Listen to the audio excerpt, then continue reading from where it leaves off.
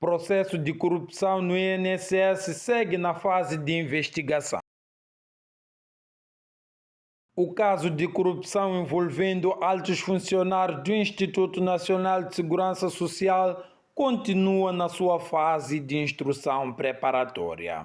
Trata-se de um caso que conta com 7 arguidos, entre os quais o diretor-geral do INSS, o diretor da área de Administração e Finanças, um técnico da unidade gestora executora de aquisições e um empresário. O Procurador-Geral da República, Américo Letele, esclareceu hoje no Parlamento que os indiciados causaram ao Estado um prejuízo estimado em cerca de 450.